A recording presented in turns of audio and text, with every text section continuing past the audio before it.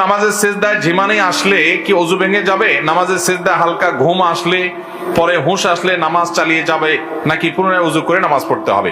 শুধু সেজদায় কেন, অনেক সময় দেখা যায় জুমার দিন বেশি হয়। জুমার দিন মানুষ দেখা যায় বসে বসে ওয়াজ শুনে, লম্বা ওয়াজ খুতবা এটা চলতে চলতে ঝিমাইতে ঝিমাইতে ঘুমাইতে ঘুমাইতে লাফ দিয়া ডানে বামে পড়ে যাওয়ার উপক্রম হয় কি হয় না?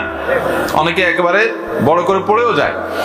তো এরকম নামাজের মধ্যে কিংবা নামাজের বাইরে মসজিদে বসা অবস্থা যদি আপনার ঘুম আসে, তাহলে এই ঘুমের কারণে যদি আপনি পড়ে যান তাহলে ওযু ভেঙে যাবে। ধরুন আপনি বসা ছিলেন, পড়ে গেছেন, সেজদায় ছিলেন, ঘুমে আপনি একদম পড়ে গেছেন। আর যদি ঝিমাইতে ঝিমাইতে আপনি কাত হয়েছেন, এদিকে ঝুলছেন ওদিকে ডুলছেন, তাহলে এর কারণে কি হবে না? ওযু ভাঙবে। আর যদি হেলান দিয়ে কিছুর সাথে আরাম করে ঘুম দেন এবং সে হেলান দেওয়া জিনিসটা যদি সরায় ফেলায়, এমনি তো জাগ্রত মানুষকে সরায় ফেললে পড়ে যায়, সেটা ভিন্ন কথা। জাগ্রত মানুষ তো কিছুটা টের পেয়ে যায়, কিন্তু ঘুম এত গভীর হয়েছে যেটা সরালে আপনি পড়ে যাবে, তাহলে সেক্ষেত্রে ওযু ভঙ্গ হয়ে যাবে এবং যার কারণে নামাজ আপনার পড়তে